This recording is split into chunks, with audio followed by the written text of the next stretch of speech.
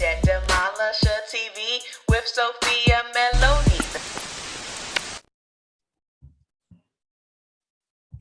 Hello, everyone. I am Sophia Melonē, the Debt Demolisher, here to bring you the tools, tips, and tricks to help you manage your financial baggage the right way.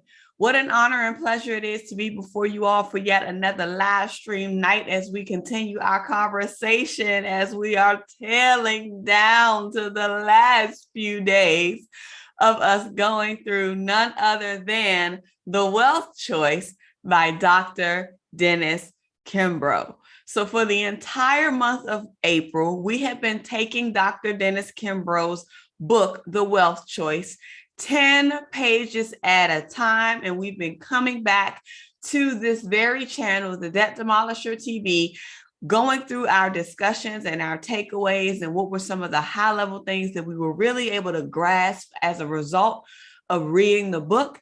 And we are dwindling down to the last few days. Welcome to day 28 of our conversation. We have 2 more days to go, and we got 2 more days after today. That's going to be a bang that you all do not want to miss. So I hope that you all have picked up your copies of The Wealth Choice, whether it be the paperback version, whether it be the audiobook version, whether it be the Kindle version, whatever version that you feel like you need. I just pray that you picked it up, because the way that the Lord has been moving has been blowing not only my mind, but everybody else's mind here on the DDTV channel, because we have been receiving all kinds of breakthroughs, all kinds of praise reports, all kinds of testimonies.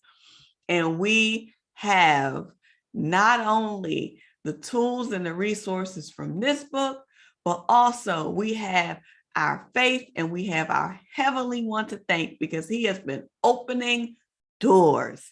He has been opening doors, and it is not too late. If you just came across this channel, it is not too late for you to jump in. You can still get your copy of the book. You can still start reading. There is an entire playlist that's dedicated to this book, the Wealth Choice, and the playlist on the Debt Demolisher TV is called Legacy Wealth is a Choice, Dr. Dennis Kimbro style. So you could always get the book, come back and take a recap of replaying and watching the live stream sessions that we had each day, because we're covering this book for 30 days straight. After today, we'll have 2 more days, and then we'll be on to a new month. But even though we'll be on to a new month, we won't be on to forgetting about the lessons and the gems that we've been able to pick up, because our job and our responsibility now is to do what? Apply what we've learned.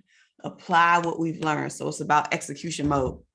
So I'm ready to jump into our conversations, because today was a great day. We had a shorter read this time, right? Because one of the things that I had us do for our assignment for today, if you saw the community post this morning, then you would have saw the quote, and then you would have also been able to see, if you expanded the caption, the page assignments for today. So since we're tailing off to the end, instead of us doing 10 pages of reading, we only did 5 pages of reading, because we got to stretch this out, y'all.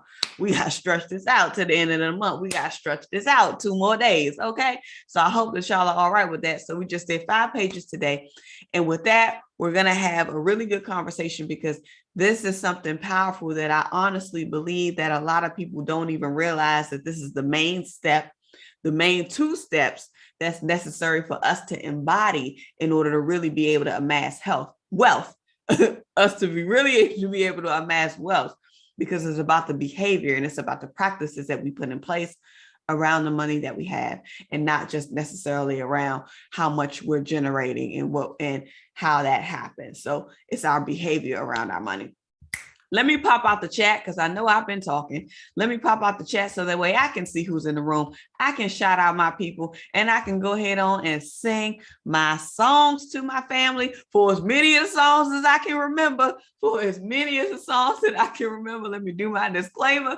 For as many of the songs that I can remember right now, I'm still on a praise break high from yesterday. Don't worry. I know you all may be wondering, oh, when am I going to find out? out. You're going to find out. And I have to tell you all, thank you all once again so much, because I released a video. I think it came out at like 3:30. The episode dropped for today, because this morning and last night I was seeing the emails that you all sent trying to check on me. And I saw text messages this morning that I didn't see last night. And so I'm just so grateful. And I just really want to thank you all for not only the love and the support, but the caring that you've shown. I'm not going to reiterate myself because I said it in the video that was released today, but in case you didn't see that drop, I just want to formally thank you if you're live in the room. All right, let me go ahead on and pop out my chat so that I can say hello to my people, so that I can sing my songs, so I can give everybody their hellos, and we can jump into this conversation. Is that all right? Is that all right? I think it is. We got first in the room, Lisa Smiles says, I'm in the vestibule with the snacks. Come on, Lisa Smiles. Welcome on into this room. I am so glad that you are here. Lisa Smiles, you already know I just lathered down with my good old glow butter. This time I did nutmeg. So today was a nutmeg day. So I lathered up with my good old nutmeg this morning. And I lathered up with my good old nutmeg just now, because y'all know how I do. I just wash my hands. I stay washing my hands.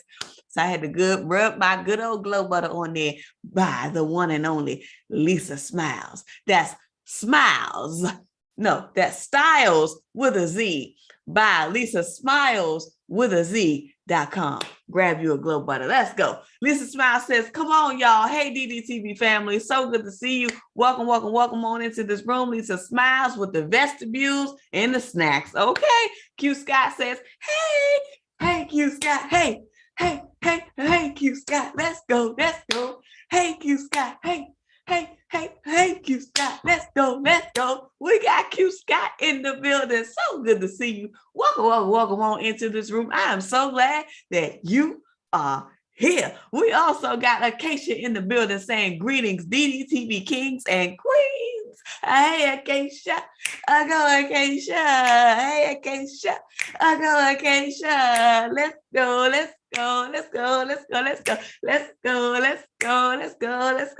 Hey, Acacia. I go, Acacia. Hey, Acacia. I go, Acacia. Let's go.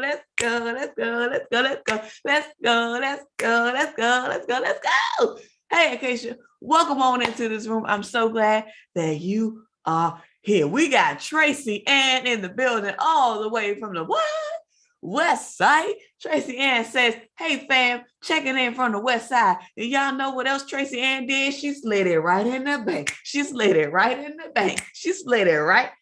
She slid it right in the bank. Hey, let's go, Tracy Ann. So good to see you. Welcome on into this room. Queen Lisa H is in the building saying, DDTV family is in the church. Hello, Sophia. Hello, everyone. Hey, Queen Lisa. So good to see you. Welcome on in to this room. Evening service has started tonight. Okay.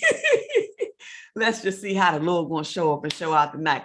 Tracy Ann says that I'm driving home and making bank stops along the way. Hey, she slid it right in the bank. She slid it right in the bank. She slid it right. She slid it right in the bank. Hey, she says she is depositing my blessings into different account buckets. Y'all hear that? Tracy Ann on the move. She's sliding it right in the bank. She's sliding it right in the bank. That's what I'm talking about, Tracy Ann. That's what I'm talking about. Let's go. Also, Q Scott is saying that was very sweet, Sophia. Oh, thank y'all so much. I was so moved this morning. I said, let me go ahead and record this morning. Let me go ahead on and record this. I was so moved. Y'all blessed me so much. And I really, really, really appreciate it. And I had to just sit in that for a minute and just say like, wow. And I talked to Joe last night, Chef Joe last night, and we were talking about a lot, and it was just powerful. It was just a powerful thing. So I'm so grateful. Lisa Smile says, Tracy Ann, amen. We got Peaceful Love in the building, the owner and creator and originator of Refreshing Streams. If y'all missed the morning prayer, if y'all missed the morning scripture, I need you to slide on over to the community page, because I sure did drop the link again to Refreshing Streams podcast by our one and only, what is it? Intercessor Peaceful Love. Intercessor Peaceful Love is in the building. She got her bouquet of flowers and she's saying, hello, DDTV sisters. That's what I'm talking about. We sisters up in here. Let's go. Hey, Peaceful Love. So good to see you. Welcome, welcome, welcome on into this room. I am so glad that you are here. Divinity is also in the building saying, good day, ladies. What was the name for Thursdays? So the name for Thursdays is actually Trading Thursdays or Trade Thursdays. So the day for Thursday is Trade Thursdays.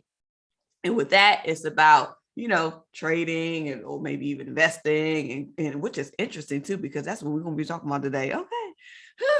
And changes of the goods and services. So trading and stuff like that. Coach Harut is in the building saying, all right, Tracy Ann, I did my buckets last night. Let's go, let's go, let's go, let's go, let's go, let's go, let's go, let's go, let's go, let's go. Coach Harut, hey, Coach Harut, hey, Coach Harut, let's go, Coach Harut, hey, Coach Harut, Coach Harut, Coach Harut, let's go, Coach Harut, hey, let's go, Coach Harut in the building. Coach Harut says, am I in timeout? I don't think so, Coach Harut, because I just read it. Okay, no, okay. She must don't see. No, I didn't see. I only saw one. I didn't see. Oh no, I didn't see. I'm sorry. I just scrolled up and I saw you said, hey, I'm sorry, Coach Harut. I didn't see the first hey. I just saw, all right, Tracy Ann did my buckets last night. So all right. Tracy Ann says, so you cute with the ponytail swinging. Listen, y'all, I had to go ahead and lift this up for a second. I had to lift this up because there's a lot on my back. So I just said, you know what, let me just flip this up, put it in a bun. So thank you. Oh, put it in a high ponytail. So thank you. Reminds me of my cheer days. Y'all know how you used to do when you had a little cheer. You used to have a high ponytail. Let's go. Thank you so much. Tracy Ann says, no, coach, you good. Yep, you good. Divinity says it's tithing Thursdays for me. Yes, we can make it a trade and tithe Thursday. If that's what y'all trying to do, we can double up. Because Wednesdays is wealth and wellness. We can make Thursdays trade and tithe, or we can do tithe and trade. However y'all want to do, y'all let me know. Because we're a community. We create the rules up in here. All right. Acacia says, what you talking about, Coach Harut? Coach Harut says she must don't see me. Yeah, that's when I think I skipped past your hey, because I didn't see that first until I scrolled back up. All right. Tracy Ann says Refreshing Streams was good this morning. Peaceful Love. Yes, it was. Wasn't it, Tracy Ann? I said, Peaceful Love be preaching. She be preaching. She be bringing the word. She has like the perfect voice for it in the morning. It's like the perfect way to start your morning. It'd be the perfect way to start your morning. All right. Okay, she says, I don't know what happened yesterday with Q, but it ain't going down tonight. That's right, Acacia. It is not going down tonight. Okay. Q Scott got that wrench and she ain't losing that wrench. Okay. I said, Q Scott, you don't have to do no moderator duties, no moderator responsibilities, but you got to hold on to that wrench, because I don't want nothing happening with no timeouts and whatever else has been happening, craziness. If you are mod, then you should be safe. Okay. Q Scott says, speaking of which, that wrench is still showing, but I'm going to ignore it tonight. Q Scott. This is your automatic pass. That's just your automatic pass.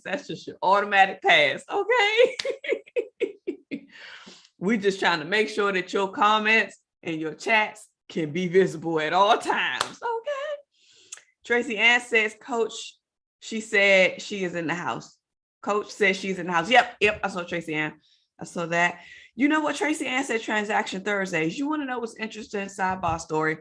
When I was thinking of the dates to come up with the T's, I actually had Transaction Thursday down. Didn't I have it down in here? And then I ended up changing it. I ain't gonna lie. I'm gonna show y'all. I'm gonna see if you can see this. Can you see this? You see that line? Oh, that right there? That's transaction. Oh, that was for Transaction Tuesday. So one of the T's. Okay. But I was thinking transaction as well, but I wrote that down for Tuesday. I had Transaction Tuesday, and then I scratched it out and put Trust Fund Tuesday. So I like the idea of transaction as well, Tracy Ann, because I kind of had that in mind too. So we can do a vote. We can do a vote. How we want to do it. How we want to do it. We can do a vote. Okay. Peaceful Love says, thank you, Coach So. You are so welcome, Peaceful Love. You are so welcome. Coach Root says, trading trailblazers. Ooh, I like that. I like that, Coach Root. Coach Root be coming up with the names. I like that.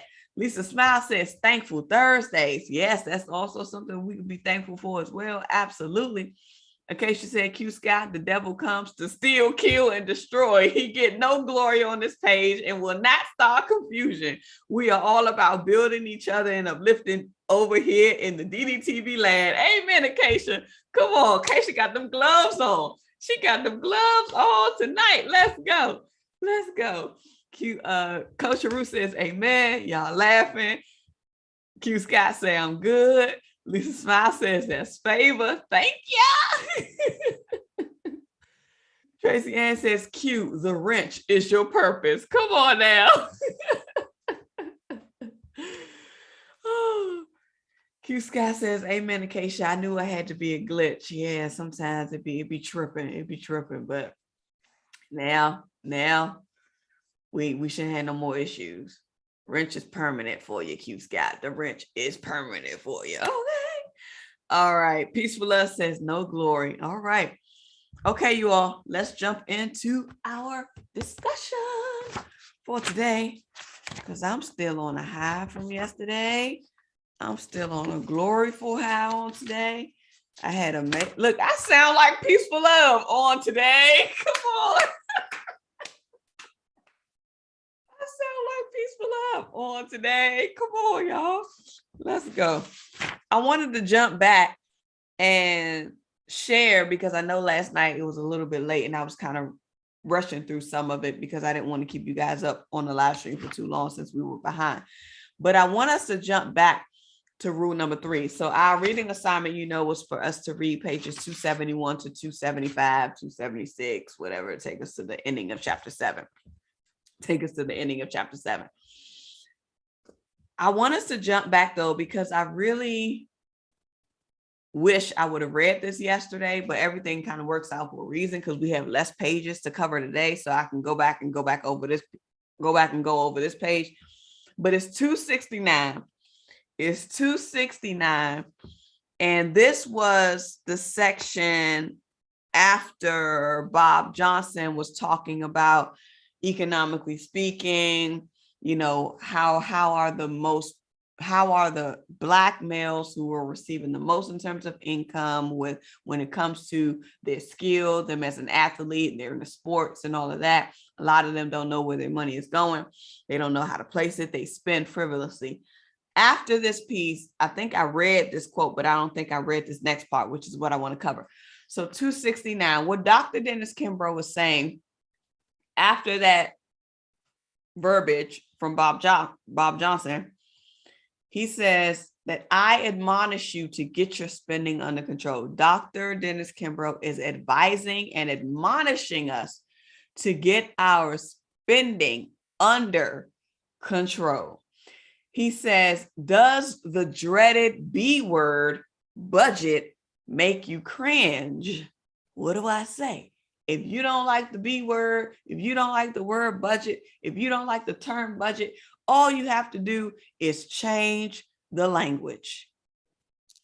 All you have to do is change the language. Give it a different word. But Dr. Dennis Kimbrough was saying that the budget word should not make you cringe.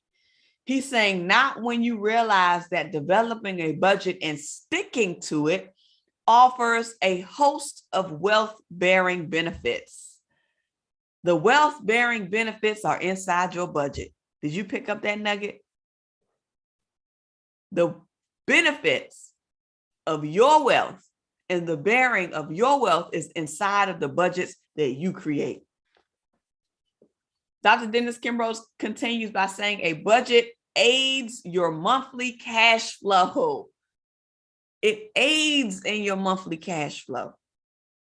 It prevents you from overspending, and it helps you avoid living paycheck to paycheck. Facts on facts. The economy is within you, and here lies your first step. The difference between wealth and poverty, or between the have versus the have not, is not nearly as great as most people believe. Your current thinking ultimately affects your future economic condition. Let's sit and think on that. Let's sit and think on that. Your current thinking ultimately affects your future economic conditions. Your future economic conditions. So how you think is powerful. How you think can make or break your whole entire life. That's the power of what's going on inside your mind. Again, Dr. Kimbrough says that he suggests that you take the road less traveled. Then he has a quick question. Everybody just get a piece of paper out. Just get a piece of paper out. If you're driving, just take note in your head mentally. See if you can calculate it in your head. If you're driving, just drive safe. But everybody else, if you got a piece of paper in front of you, if you got a phone app in front of you, if you have a notes pad or something in front of you, pull it out. Answer the question. How many credit cards do you own? I'm going to answer it with you. I'm going to answer it with y'all. I got 1, 2 from one bank. I have 1 from this bank. I have 1 from this credit union. I have 1 from this credit union. And then I have 2 business credit cards. So I have 5 personal credit cards and I have 2 business credit cards. Do y'all numbers. I'm telling them myself, I don't mind being transparent, but just do your numbers. How many credit cards do you have? Excluding debit cards that are in your wallet. Excluding debit cards that are in your wallet. He says, if you carry more than 1, then you are, in all likelihood, overspending and incurring debt. Make this the year that you finally retire your credit card debt. So y'all know, the only credit card debt that I have is the credit card debt that's on my business accounts. Actually, only one of the business accounts has a credit card debt. And I've been actively trying to work to pay that off, but I want my business resources to pay off the credit card.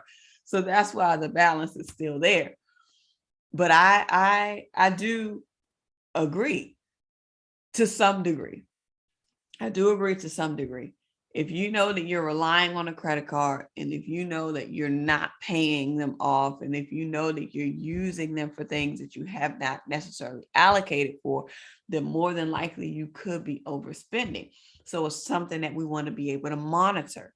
It's something that we want to be able to really get control over. It's something that we really want to be able to manage and mask effectively so that we're not creating debt that we have to roll over month to month and then pay interest on. He says, whatever occurs in the stock market or the housing market is completely beyond your control. But credit card debt, however, is completely under your control. It's completely under your control because you get to choose when you're going to swipe. You get to choose how much you're going to set aside each time you do get a source of income so that you don't have to swipe for those unexpecteds. So it's 2 things. How many credit cards do you have?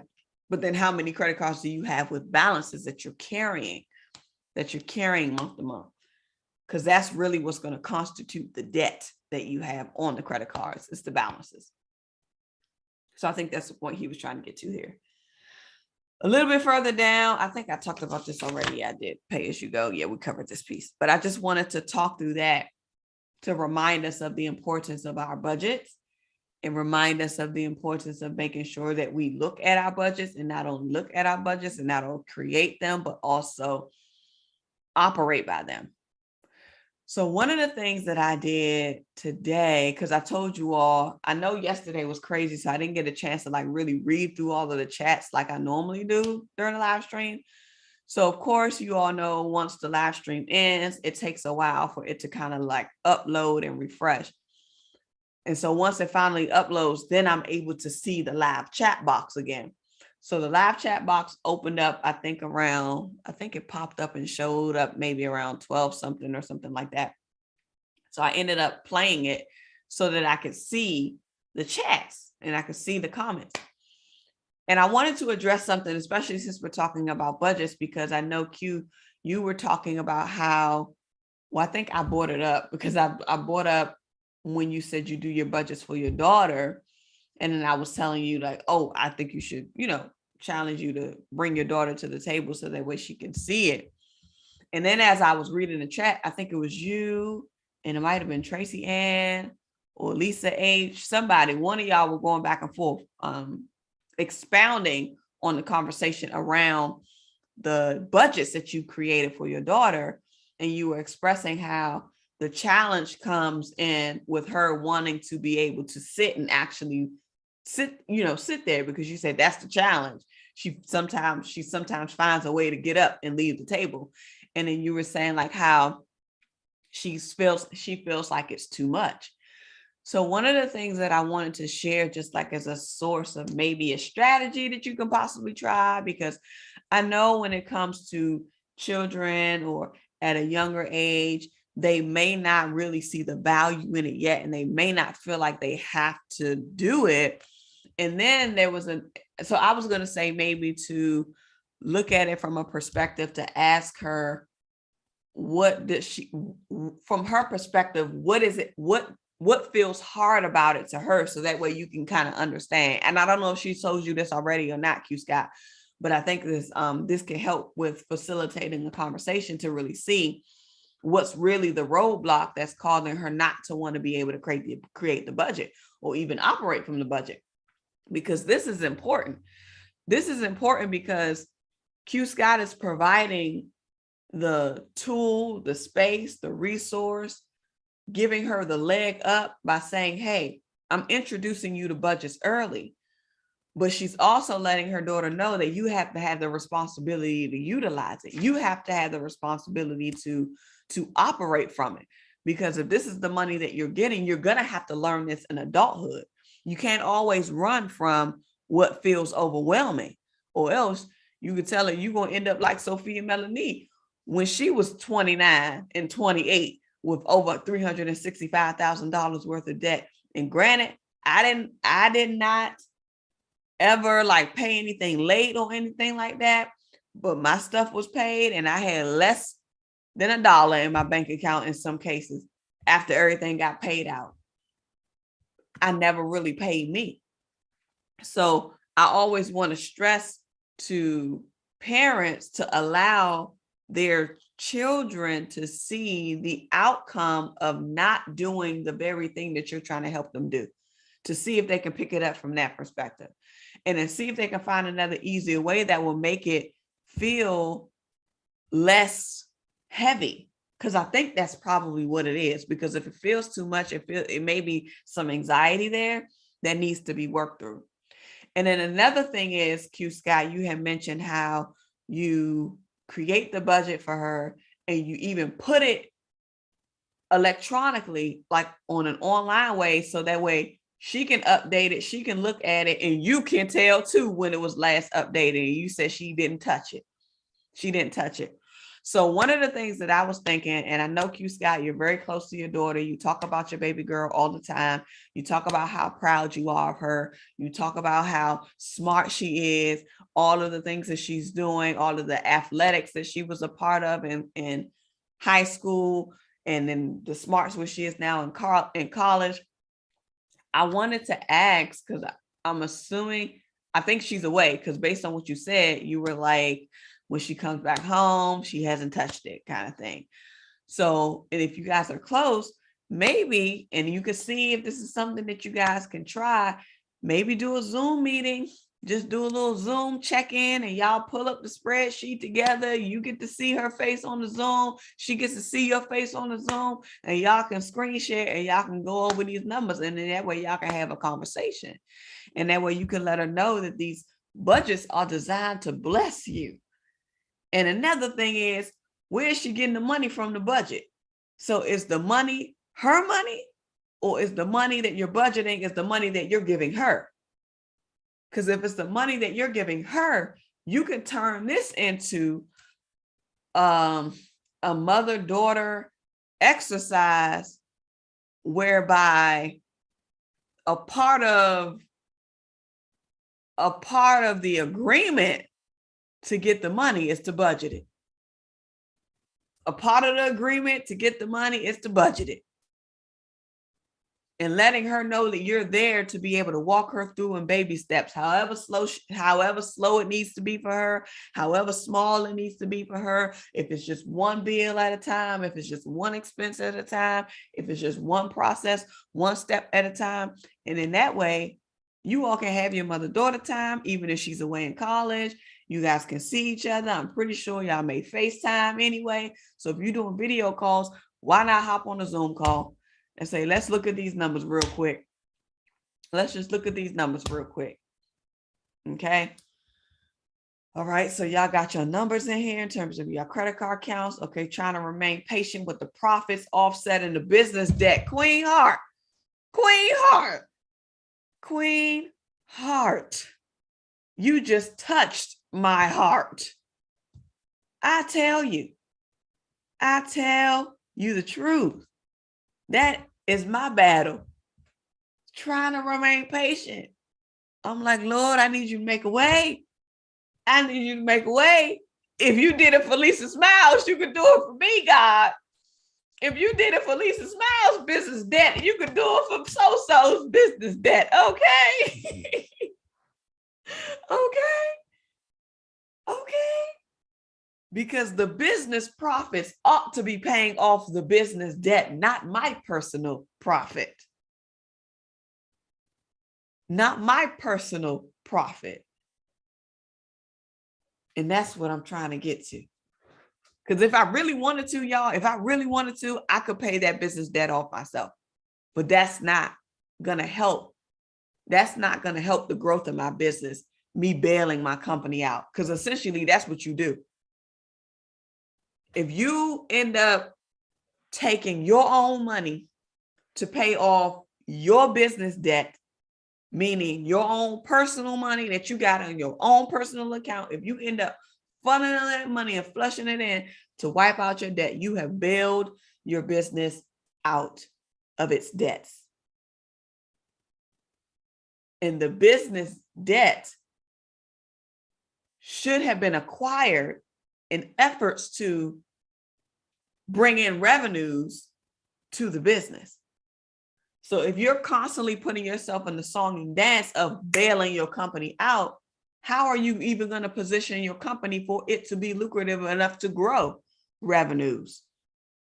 To grow not only revenues to sustain the operations to keep it afloat, but also the revenues to get you a paycheck, to put you on payroll, to buy you out of your job.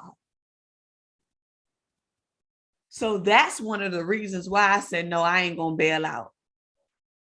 I ain't going to bail it out. I'm going to have to learn how to put this business to work. I'm going to have to learn how to get this thing to work to allow the profits to pay off the debt that it incurred.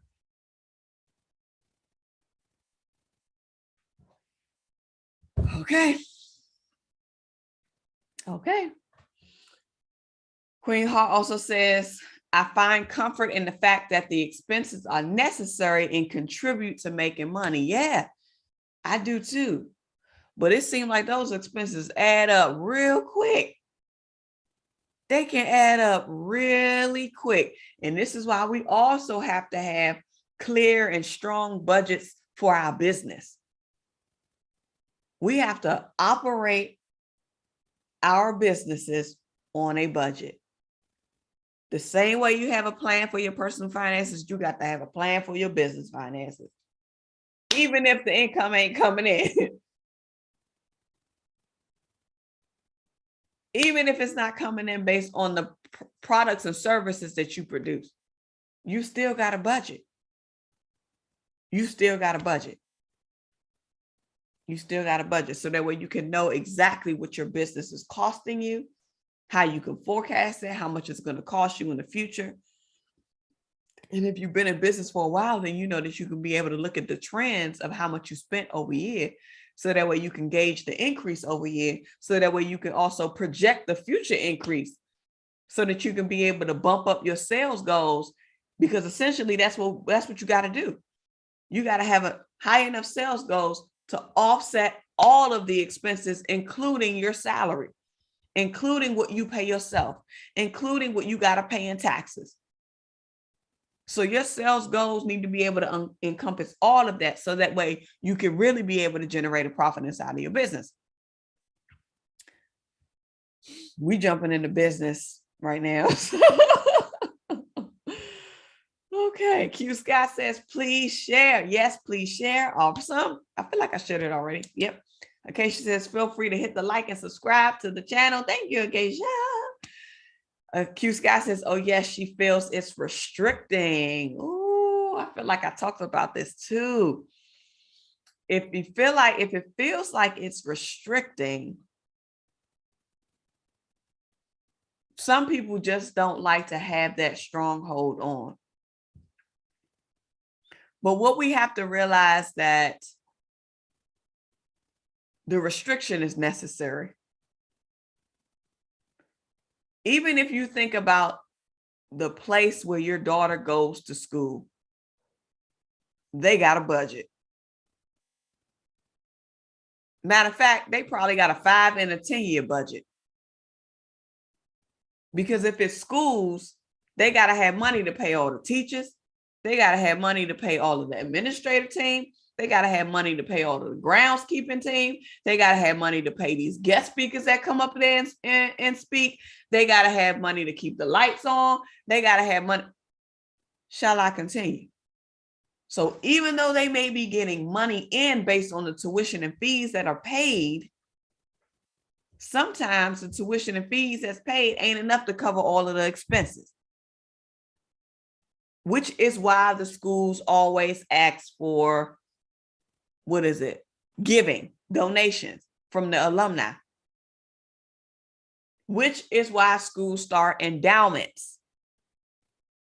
They have an endowment fund that is then invested so that it can grow. We finna talk about investing tonight.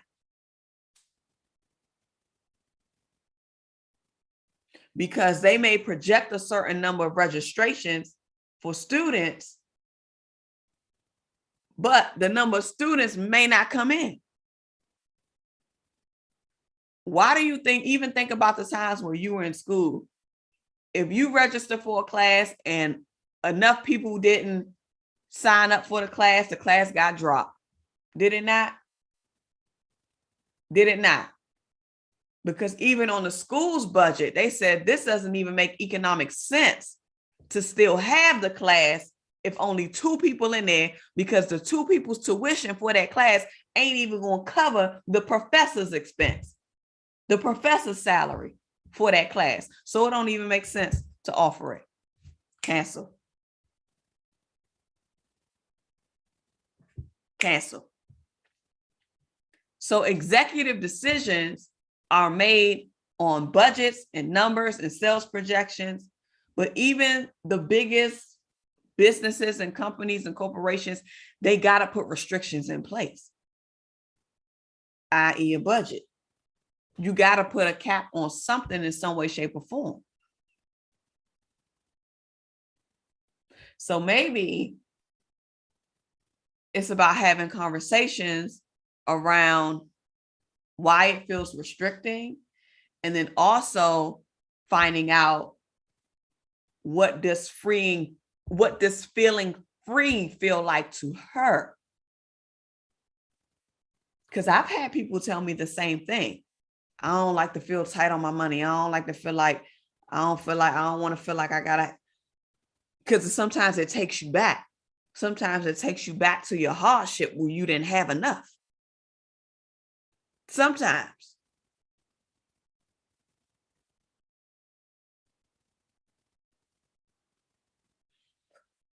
So it's about a conversation. It's about a conversation. Yes, she says, I'm too organized with it and it doesn't feel like she can do it as I do. But I tell her that she's not me. And once I have it all set up, she can make it her own. You said the right thing. You said the right thing. She can make it her own. And then even if she wants to look at it from a simplistic standpoint, if she just want to start out with writing it on a sheet of paper, how much money you got, how much money you got coming in, and what's all your expenses, what you got to pay. How much do you pay for food when you're hanging out with your friends? How much do you pay for events or whatever? How much do you have to pay if you got to take I don't know if she drives or put gas in your car. How much do you have to pay to keep your phone bill on if mommy not paying the phone bill? So just allowing her to list out all of her expenses, even if it's just on a sheet of paper, because that's all the budget is. You just listing some numbers at the top and you subtracting some numbers at the bottom.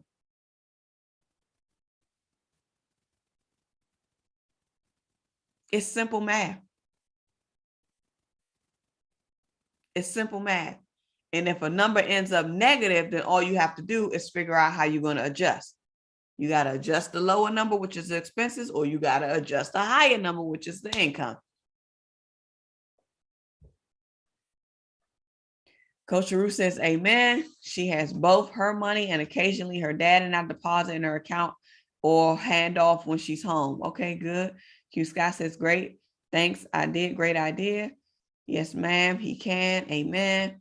While in the process of rebuilding, is it still considered scarcity if you decide to fold and pay the bill?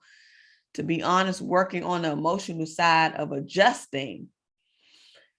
Queen Heart, this is a good question. So while in the process of rebuilding, is it considered scarce? And I'm assuming, Queen Heart, you're talking about rebuilding your business.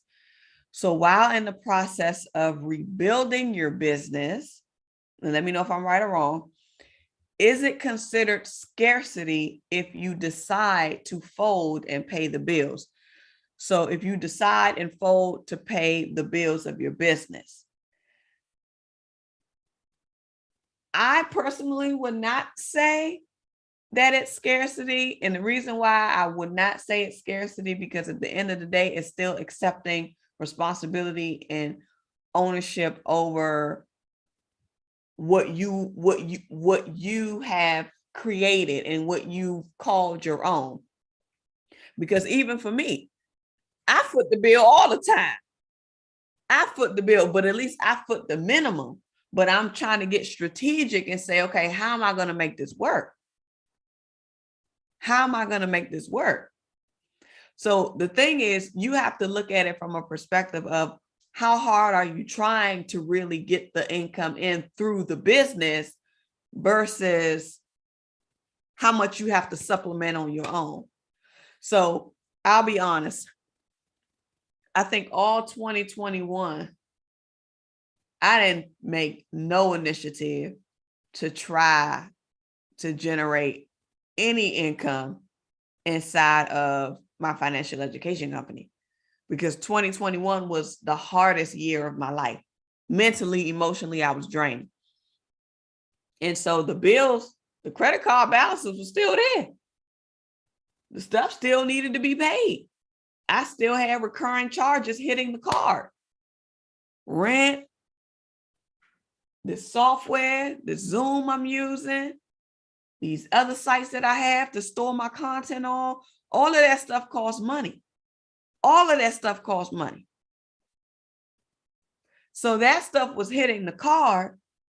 And because that stuff was hitting the card, I still had to at least make a minimum payment on the card so they wouldn't go too far in default. And because I might have made about I probably sent out about maybe $600 or $700 worth of invoices in 2021 before I checked out.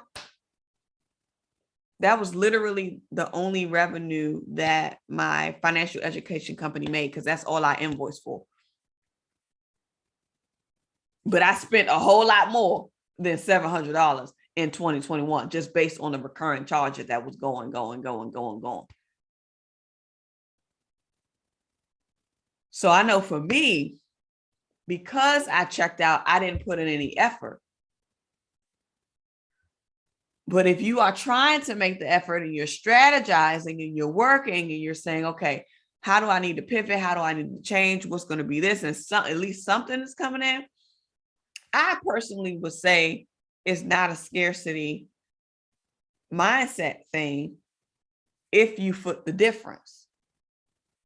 But you have to realize when you foot the difference, that's treated as an owner investment. So even when you foot the difference, you should be moving that money in to your business account as an owner's investment. And you can treat your owner's investments however you want to treat your owner investment. You could treat it as an owner investment where it's just an upfront investment and you expect to get paid back. Or you can treat it as an owner investment where you do like a percentage or whatever. So it's different ways that you can do it. But that's how I do it. So whenever I have to foot it, I make an owner investment into the business account to allow that bill for the month or whatever to be paid, if that makes sense. And so I'm able to track and see all of my owner investments. Why? Because I got bookkeeping. Why? Because I use Wave. And every time there is a personal deposit that comes from my account into my business account, it's classified as an owner investment.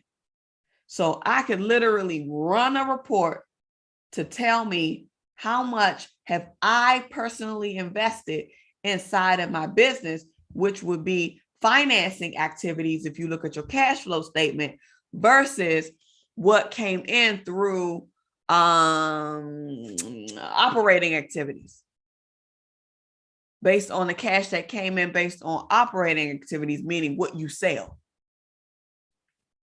Okay. All right. I hope that was helpful. I know I went off on a tangent, but okay. So Queen Heart says true. Acacia says support the DDB TV channel with the pledge to the Patreon. Thank you, Acacia. Share this live with five people you love. Thank you, Acacia. Acacia is the head honcho moderator of the year. Acacia, we got something special planned for you, Acacia. We got something special planned for you. Let's go. Queen Heart says true. Sherry's in the building saying, hey, everyone, just joining. Hey, Sherry, so good to see you. Welcome on into this room. I'm so glad that you are here. Let's go, Sherry. Let's go, Sherry. Let's go, Sherry. Let's go, Sherry. Let's go, Sherry. Instant income, Sherry. Let's go, Sherry. Hey, let's go. All right, need more budgeting tools. Y'all already know where y'all get y'all budgeting tools. Thank you, Acacia. Tracy Ann says, hey, Sherry. And Lisa Smile says, that was a good question, Queen Heart. Yes, it was. Queen Heart says, excuse me, I was on the train, fading in and out. Appreciate you. I'll rewatch the replay. Okay. All right, no problem, Queen Heart. And let me know if you have any additional questions after that. All right.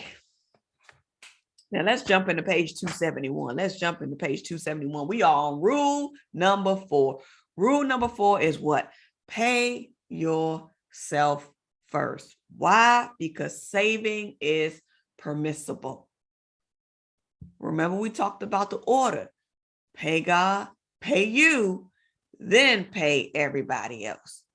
You got to pay yourself first. Pay yourself first. One of the things that Dr. Dennis Kimbrough shared in this piece, he was sharing a story about Victor McFarlane. If you don't know about Victor McFarlane, I'm pretty sure you read it in here.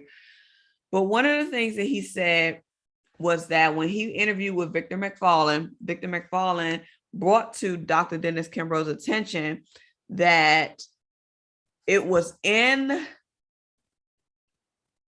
the 1-bedroom Middletown, Ohio home where I believe that's where he grew up, where he made the decision that poverty would not be given a place in his life.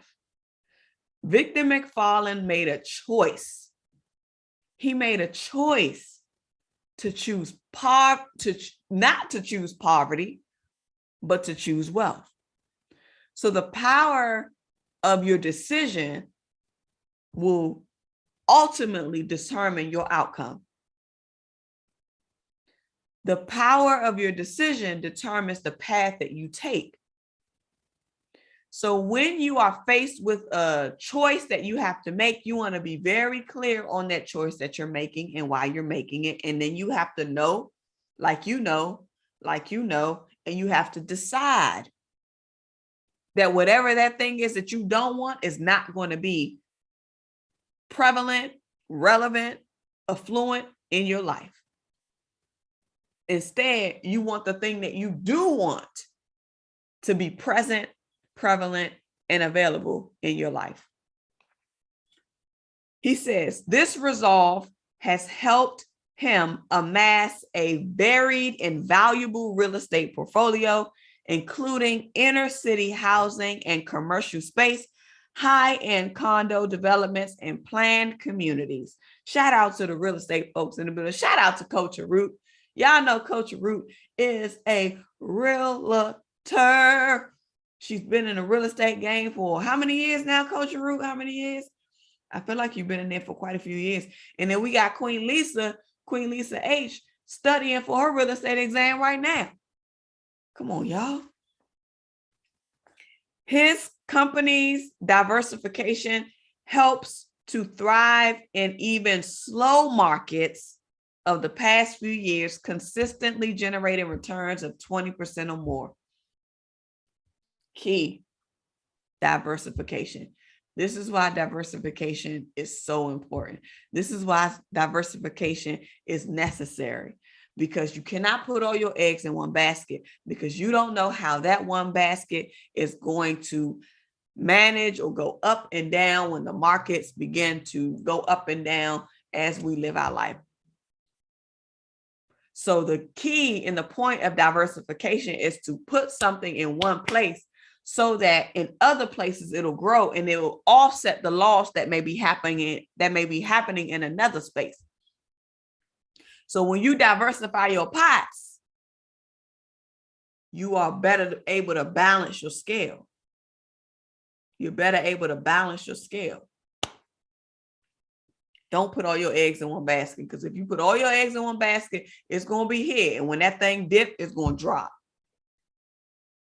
And everything that you had on this is going to drop. And you have no alternatives. So always spread out your coins. Always spread out your wealth. Always spread out your assets.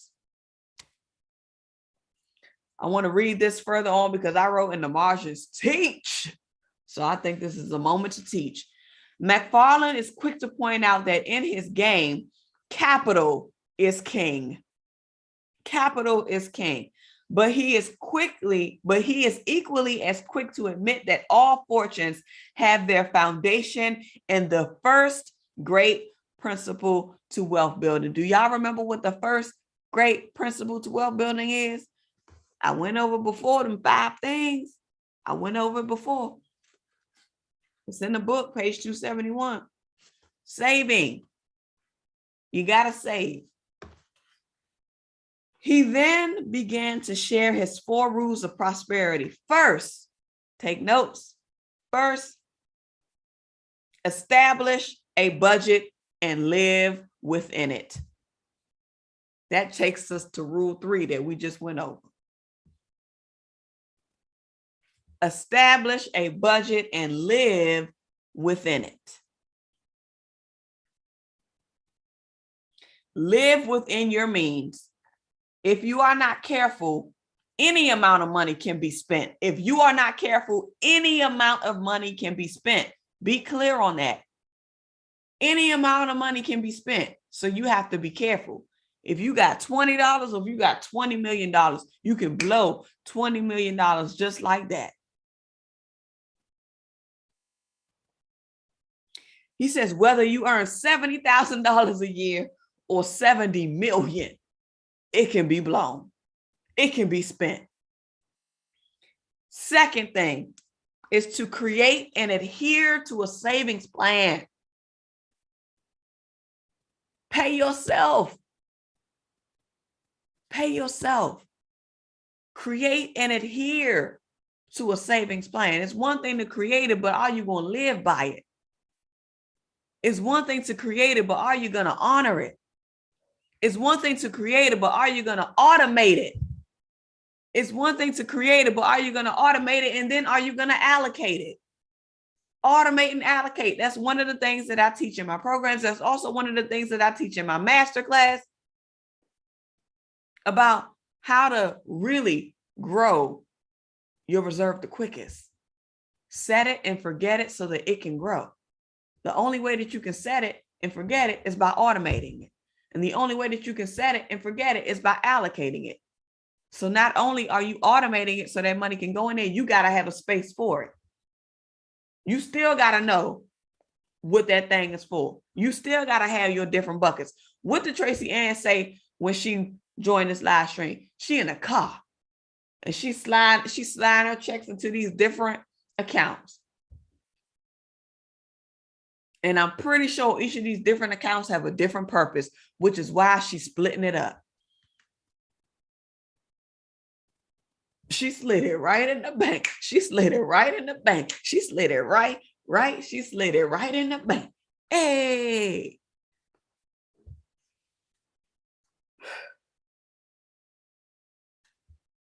He says that each of us needs some amount of liquidity. Cash is liquidity. Each of us needs some amount of liquidity to capitalize on an opportunity. He says that he always keeps some amount of cash on hand. On hand. Coach Harut, you shared a video with me the other day, and I think I saw it last night, and I watched it today. I never heard of this guy. I think I heard of him, but I never listened to him speak. I never heard his story. But I listened to the whole 2 whatever hours. I think it was almost 2 hours. I listened to the whole 2 hours. And I said, he dropping some gems. Even though he talking about the streets, he dropping some gems. He had all kinds of messages intertwined in there if you really paid attention to it. If you really paid attention to it. And even in that interview, one of the things that he said is that he said, at minimum, he keep $10,000 in the bank. And why did he say that he keep $10,000 in the bank? So that he can be able to take advantage of opportunity. Did y'all catch that? Or Coach Harut, did you catch that? He keeps cash on hand, even if it's not a lot. He keep enough to be able to leverage opportunity. Because cash is king. Cash, credit is important, but cash is king. Because you can't play no game if you ain't got no cash. You can't play in the game unless you have some cash, period.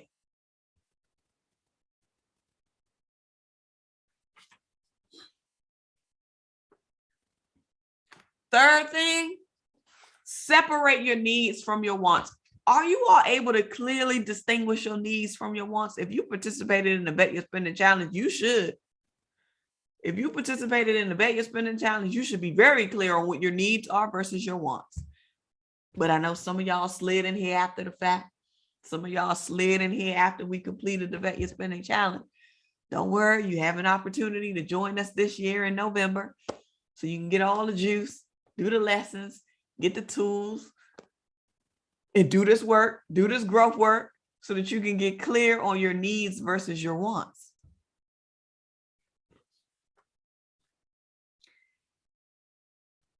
He says that the vice for our age is the desire to keep up with the Joneses, to outshine our neighbor. It's time to let your neighbor go. Trust me, this negative habit is the bedrock of poverty.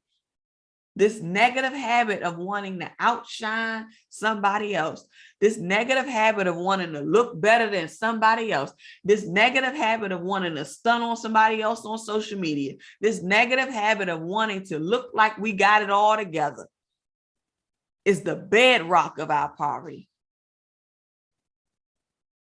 And number 4, which we already talked about, diversify your funds. Don't put all your eggs in one basket. He says that it is wise to participate in a variety of assets. When it comes to saving and investing for your future, the historic rule of thumb is 10%. By saving 10% of your income each month, you will grow wealthier than you dreamed possible. So why is today's live stream entitled Understanding the Behavior to Amass Wealth? Because the key thing that you have to do to amass wealth is save 10% of your income. Save 10% of every dollar that you get. Save 10% of every dime that you get. Let me break it even further down.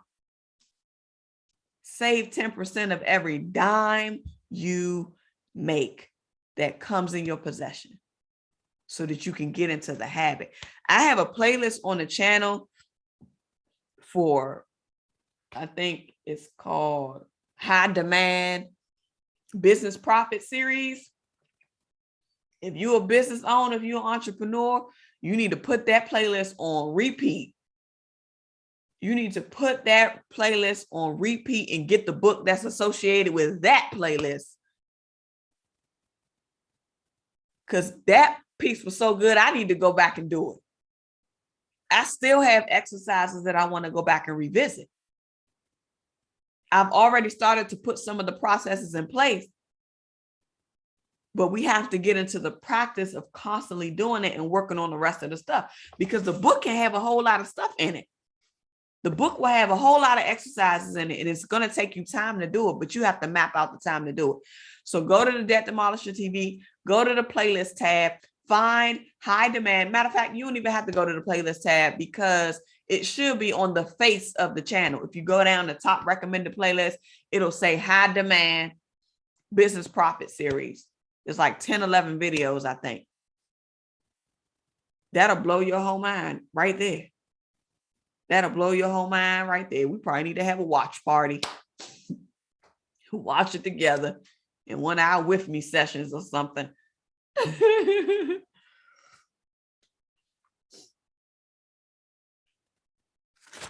But the behavior to amass wealth is learning how to set something aside. And even in that video that Coach Root shared with me, he said the same thing. He said the same thing. He said the same thing. Setting some aside, not spending all your money, learning how to invest it, putting it in different places, putting it in the places where they won't touch it.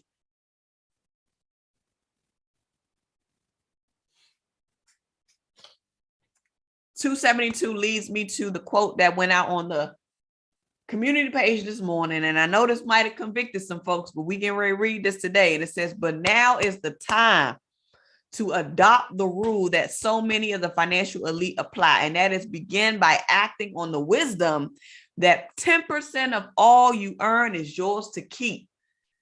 10% of all you earn is yours to keep. Do you respect yourself enough to do that? Do you respect yourself enough to do that?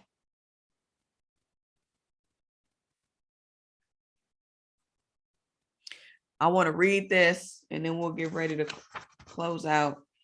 I got so many highlights in here, y'all. The time be going too fast. I be trying to keep this to an hour, but I don't know what be going on. Okay. So there was an NBA player who actually was the owner of a big, well-known restaurant fast food chain.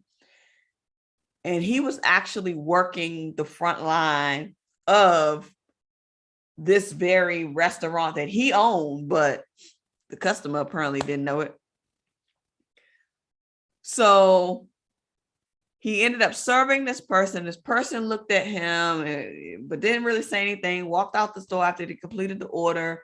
Then this NBA star said that he ended up seeing on the news this same woman saying, I was eating at Wendy's yesterday and I saw Junior Bridgman working behind the counter. Oh my God, is that the best these ex-athletes can do? This is what this person said. Not knowing that he owned several of the franchises. So let's read it.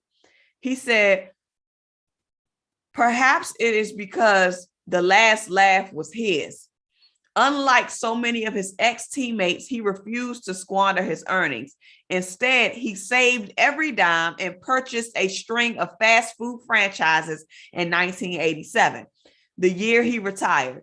Ironically, he owned that particular Wendy's plus 160 others, not to mention 121 Chili's restaurants. Today, Bridgman's Food is number 3 on the Restaurant Finance Monitor's top 200 franchisee-owned companies, surpassing the $530 million mark in revenue. When asked how he got his start, the former swingman replied, "It all began with my first paycheck. Really, the first dime I earned. I knew that saving was something better. I knew that saving something was better than saving nothing. Saving something is better than saving nothing." Let me go ahead and put this plug in. Even if you can't save 10%, save something. Remember, get into the habit of being accustomed to paying yourself consistently, regardless of the amount. And then when you can increase, you just bump it up. Then when you can increase, you just bump it up. Levels. If you are careless with your nickel and dimes, hear this ex-NBA player out. If you are careless with your nickel and dimes, fortune will never come into your hand. Fortune will never come into your hand. However, it is easy. However easy it may be to make money, it's far more difficult to keep it. It's far more difficult for people to keep it. So there were so many lessons in this piece that I wanted to read. Number one, never judge a book by its cover. Just because you see somebody behind the counter, that don't mean that they're getting wage pay. Same way you see the people serving at Chick-fil-A. A lot of times the owners of that location is in there working, but they the franchisee owner. And you frowning your face up because somebody handed you a bag of food, not knowing that he could probably make enough to buy and sell you. I don't mean no harm. I don't mean no harm. So we have to be very, very mindful about how we treat people, because you don't know who you sitting across. You don't know who you sitting beside.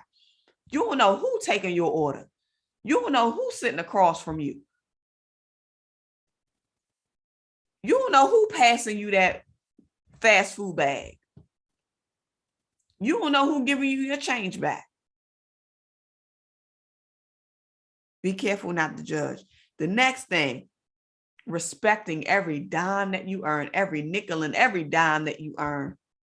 Every nickel and every dime that you earn, you deserve a portion.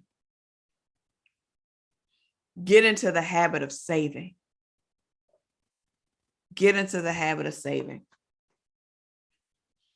Rule number 5 was make your money work as hard as you do. Make your money work as hard as you do. This is the last rule, and then we'll go ahead and close out.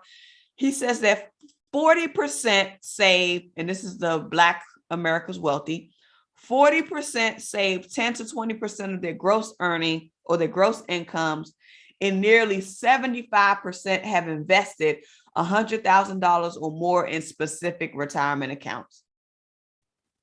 This is a piece that I want everyone to hear on page 273. Millionaireship begins with saving, with foregone consumption, which appears from a sufficient distance the same as poverty. The chief desire of the millionaires in this study is not money to waste on depreciating. Did I read that right? The chief desire of millionaires in this study is not money to waste on depreciating extravagancies, but the freedom and the power to expand their entrepreneurial ideas.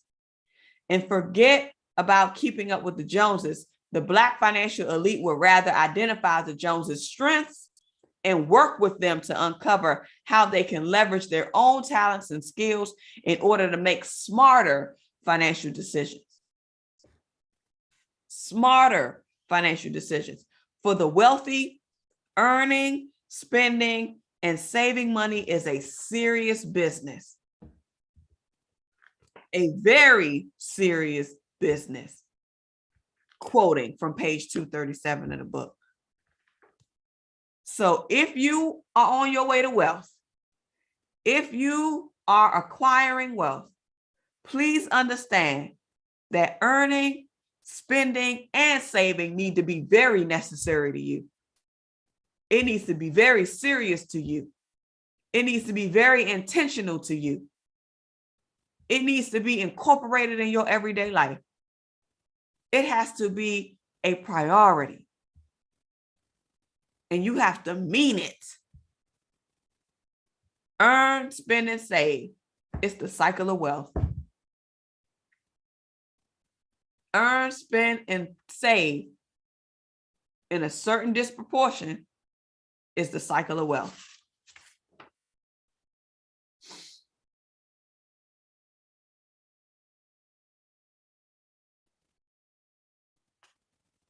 I want to read this piece because it reminded me of automate and allocate, because that's what I wrote in the margins.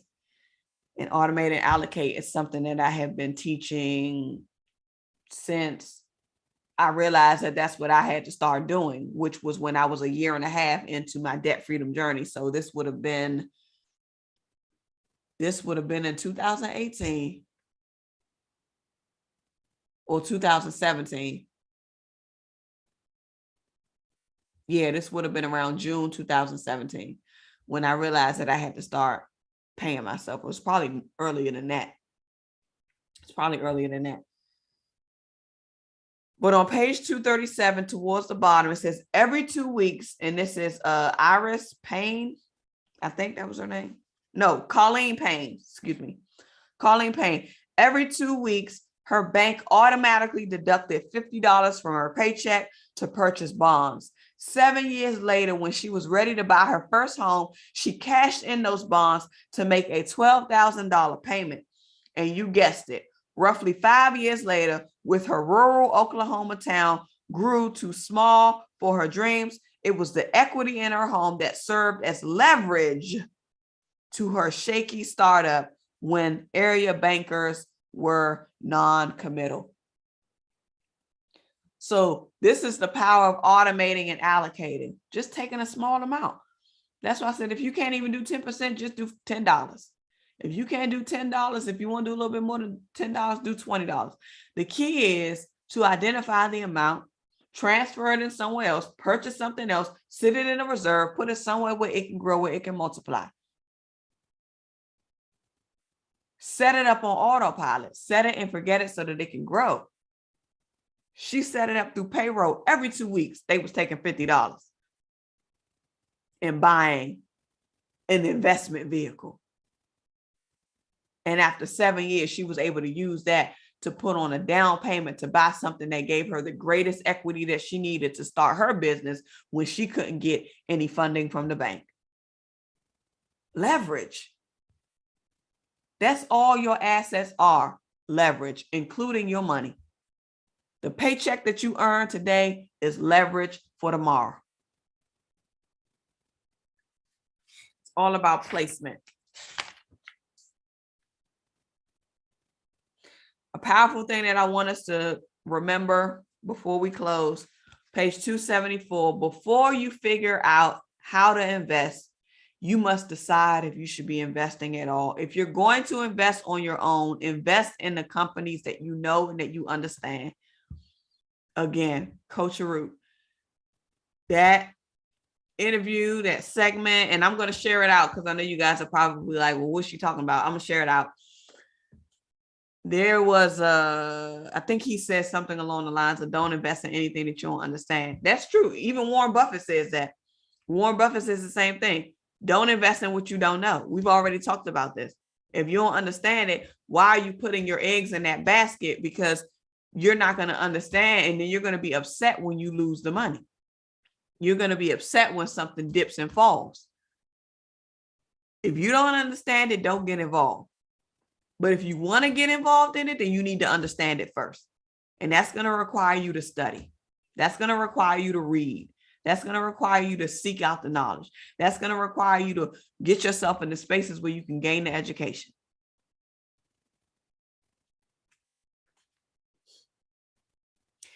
He says, in order to generate multiple streams of income and diversify your portfolio, saving by itself is not enough.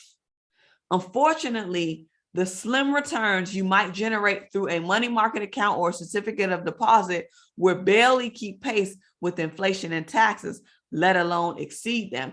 This is why you got to diversify. So he's not saying not to put any money in the bank at all. Yeah, you got to have some, but not all of it should be there, because it's not going to be able to keep up with inflation. That's true. So where are you placing your funds in places where it's safe? Where are you placing your funds in places where it is growing? Because that's where your balance and your growth is going to be able to really be able to work for you. Really be able to work for you. Is that making sense, you guys? All right. We are going to close out with this last line on the bottom of 274. He says that the most serious offense of all waste is not the waste of substance, but the waste of self. The waste of your energy, the waste of your capital, the lowering of your morals, and the gradual loss of character and self-respect that thrift encourages and promotes. That thrift encourages and promotes. The best form of insurance against poverty and failure, saving and investing, means a warm home and healthy children, restful vacation and a college education, a secure retirement and help for the need. In short, the saving of money translates into the saving of the individual. Dr. Dennis Kimbrough closes out chapter 7 by saying that he suggests that you begin now to adhere to the 7th law of wealth and make your money grow. So that takes us to the ending of chapter 7. We have finished chapter 7, and we have one more chapter remaining in the book, which is the epilogue. One final lesson that Dr. Dennis Kimbrough wants to drive home to us. I'm going to go ahead and read some of these in the chat, and then we'll close out, and I'll give you guys a reading assignment. So Divinity says, Coach Root, I figured it's the same all over. My sister says the housing in Georgia is outrageous. They are building everywhere, and the pricing is extremely high just to lease, let alone buy. Wow, Divinity. Queen Lisa H says, like my instructor said, always be nice. You never know who is watching you. You never know who is watching you. Don't make me shout. Acacia says, owner operators. That's right, Acacia. She also says that there's no different from hair and nail salons, beauty supply stores, etc. Yeah. I mean, Lisa Smiles, I don't know if you thought about this, but you may want to think about opening a beauty supply store. You know how much money I had to spend on this hair? Do you know how much money I had to spend on this hair? Not to get my stylist to put it in, but for me to actually buy the hair and bring to her. And you already in the hair care industry, Lisa Smile. I don't know how you can franchise a beauty supply store if you can, but that may be something you might want to put on your goal list, because that's right up your alley. You already selling skincare products. You already selling glow butters. You already doing hair. You already doing natural hair. And you know, we natural hair, we got to have our protective style. So we buying crochet hair, we buying weaves, we buying wigs, we buying bobby pins, we buying everything in the beauty supply store. Think about it, Lisa Smiles. Think about it. Okay. Thank you, Acacia. Acacia is on it. Poof be gone. Poof be gone. Poof be gone. Thank you, Acacia, for hiding that user. What in the world? Woo! Acacia was on it. Thank you, Acacia. Oh, Lord. Shout out to Acacia. Man. What else we got? Are you gaining the knowledge? Feel free to show some love. Oh, Keisha, thank you so much. Thank you so much. Oh, wow. Q Sky says, boy, some people, I tell you, what if he was just working there? Q Sky, that's true. What if he was just working there? So what? Honest work. Don't know what he might have gone through to be rebuilding.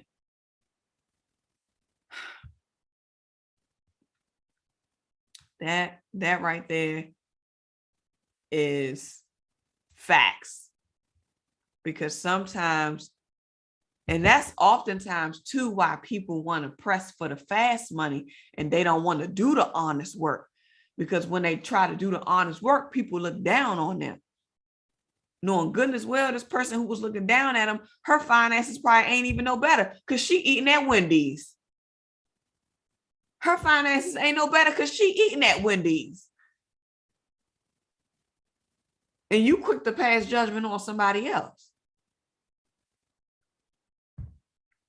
People gotta focus on themselves. Instead of passing judgment, because they wouldn't even know what to do with all of the money that this NBA player earned. But you had the nerve to go on TV and say, this was what I saw. Go on camera, whatever the person did. The nerve. That's why some people, you just got to mind your business. So what? It ain't your money. It ain't your life. Why are you worried about them? You need to focus on how you can get there and what you would do when you come across that type of coins. So I agree with you, Q Scott. I agree with you, Q Scott. Because I was already 14. What you mean, Lisa Smiles? Because I was already 14. Bet I will be doing the Bet Your Spending Challenge this year. Yes, Tracy Ann, come on in here, do this Bet Your Spending Challenge. Do the Bet Your Spending Challenge. Link is down in the description box to register for the Bet Your Spending Challenge. Coach Root, and it's no cost, by the way. You just register. As long as I get your emails, I can tag you so that way you can be on the distribution list when we start the challenge so that you can get all the announcements and all the templates and stuff that I share for those who register. All right. Coach Haru says that the market is a little scarce. The inventory is still low. They not building as much due to the pandemic. We're expecting some turnaround. Wow. Yeah, and a lot of people are buying it up quick so that they can rent it out to people and hike up the renting prices. That's what they doing. Because if ain't nobody selling and if they not building, it's no inventory. It's no houses to sell. But people are getting a hold of them houses and they're turning them into rental properties, right? And they holding on to them. All right, you guys. Okay. Q Sky says, amen. That's exactly what I'm doing. Funding multiple accounts. That combo on diversification was eye-opening. Yeah. And we're gonna do some work on Saturday. So on Saturday, you know, we're having the research with me. So I'm hoping that you come into the room on Saturday with your own agenda. But if there's something that you want to find out, if there's something that you want to do, there's something that you want to research in the investing space, this is the time for you to do it. Research about what you want to get involved in before you jump in. So we're creating a space on Saturday starting at 9 a.m. for us to do the research with me live stream. I know West Coast, I know it's early. I'm actually going to do a poll for the West Coast because my heart is with you all, because I know it'd be early in the morning for y'all on the West Coast. So I want to start a process of doing like another working with me live stream, but later on in the day, so that way you guys can be live in the room as well. But I'm going to do a poll to get some recommendations and suggestions on the time. And in that way, we can see what will work best for the West Coast for the evening, for a live evening working session. So I would love your feedback. Everybody that's on the West Coast, everybody that's on the West Coast that's on Pacific time, I would love to hear your feedback or receive your feedback on the poll once I create it on the community page, because that's where it'll be placed. All right. All right. Queen Haw says exactly how society got to the point of judging someone making their own money. They could be knocking people over the head, but making honest money. How can you knock that? Amen. You are so right. They could be knocking over the head, robbing people, stealing from people, breaking in people's houses, stealing people's cars, but they trying to do something honest. And the honest living gets frowned upon. The honest living gets frowned upon. That's what I said. People got issues. People got issues. And this reminds me, I think Lisa Smiles, you said this, humans are gonna human. When I heard you say that, I said, she ain't never lied. I said, she ain't never lied. Humans going human. Lisa Smile says, I got my Thursday night prayer call at 8:30, but I'm about to jump off. I'll go live afterwards. Okay, Lisa Smiles, we'll see you on your live tonight. We'll see you on your live. We getting ready to hop off. That's what I'm talking about, prayer call. All right, y'all, we're going to wrap up. We're going to go ahead and close it on out. Let me get my thing so that way we can get a break. This will give Acacia opportunity and Tracy Ann opportunity to re-up on the snacks to get ready for the vestibule on Lisa Smiles live. Acacia gonna come through with the mints. Tracy Ann gonna come through with the mac and cheese. Well, Tracy Ann and Coach Root, they're gonna come through with the mac and cheese, the popcorn, the drinks. We're gonna be waiting in the vestibule for second service. Does that sound all right? I think that sounds all right. All right, you guys. Queen Hawk says why it's so crucial. That's why it's so crucial to be an independent thinker. An independent thinker. People crazy. Yes. Divinity says, Sophia, I tried to sign up for the Bet Your Spending Challenge. It says I'm already registered, but I don't recall. It's probably Divinity because you're already inside of my mailing list. So normally if you get that message, it's like a little button that'll tell you to update, like click on it to update your profile. But since you already did it, I'll just make sure that I update it on back end to tag you for the 2022 list. So that's what I'll do. So thank you for telling me that you got that error message. But normally it'll show up for you to update it. But yeah, I got you, Divinity. I'll put you in there. I'll put you in there. All right, y'all. Well, I want to remind you that your financial prosperity awaits you, and so does your financial sanity. You already know. Oh, reading assignment. Sorry. Reading assignment is going to be the epilogue. Reading assignment is going to be the epilogue. So you're going to read 277 all the way to 283. All the way to 283. Yeah, we're gonna bring it all the way home. We're gonna bring it all the way home. And then on the last day, the 30th, I have a surprise for you all, plus a lesson for you all. So let me just share this right now. Whatever you do, please be available for Saturday. Please be available for Saturday. Have your books ready. Have your notebooks ready. Have your notepads ready. Because we're going to do something phenomenal on Saturday. So your reading assignment is the epilogue, one final assignment. You're going to read the entire thing. So if you have the audio book, you're going to just listen to that whole epilogue section. And then the notes, we'll worry about the notes. I'll tell you guys about the notes tomorrow. So I'll tell you guys about that piece. So you're going to be reading from page 277 all the way to 283. We're going to take it all the way home, all the way home. All right. So I want to remind you that your financial prosperity awaits you. And so does your financial sanity. You already know what I'm going to tell you to do. And that's what? Get to work. All right. Bye. See y'all tomorrow night.